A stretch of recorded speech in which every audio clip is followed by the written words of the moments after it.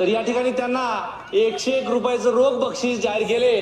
ते आमचे उगवते नेतृत्व आणि प्रगतशील बागायतदार नागेशदादा जांजुरे यांनी आणि बाळासाहेब बनसोडे यांनी जर षटकार मारला तर त्यांना मंडळाच्या वतीनं 3 चाकी सायकल पिचवर आणून देण्यात येईल.